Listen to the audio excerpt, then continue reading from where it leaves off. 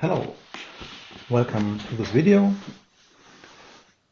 Today I'll show you how to segment a tumor here in a T2-weighted MRI scan of a rat.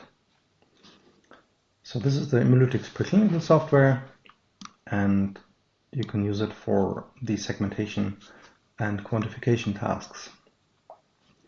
You can load this tutorial here under with the tutorial button under MRI rat tumor T2, like this. And then you can slice through here. So these are T2-weighted MRI slices. You can open also another view, and you see that the voxels are a bit long. If you turn off this interpolation, you see they're long, so that's due to the thick slices that are used in MRI scanning typically. You can also check here the image properties. So the voxel size is around 187 micrometer by 187 micrometer, and the slice thickness is 1 millimeter. And this rat here actually has two tumors, a bigger one here on this side and a smaller one here. So how can we segment these tumors? You can use a few of these segmentation tools.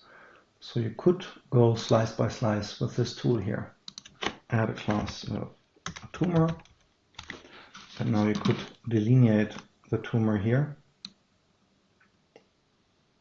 carefully, slice by slice, and then go to the next slice and do it again and again, and so on. It's not so much work because there are not so many slices, maybe like 10 or 15 slices. But still, we have a better tool here. We have the scribble tool, and with that you can delineate the tumor in a few slices. Here, let me show you. And let's go to another slice here. And you can also do this in other views. And with each stroke here that you make, you actually draw foreground and background together. So foreground is the bright green stuff here in the center, and background is the light green stuff. And then here you see the scribble mouse mode toolbar. There you can tell it to connect it. And now if you slice through, you see the result here, or the preliminary result in red. And you can add more annotations where it doesn't fit yet. And in this data set we have a nice advantage. So the tumor is actually quite bright, so it's brighter than the surrounding. So we can also use intensities. You can turn it off on here, and then you connect again. Now you see it's snapping really to the boundaries of the tumor, but it's also getting some false positive signal here, which is probably fat and not tumor. But you can mark that as background.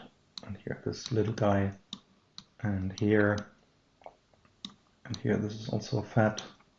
Then you connect again and slice through, and you just check if you have everything. It looks good, and then you accept it here. Now you have a class. You can visualize it here in 3D.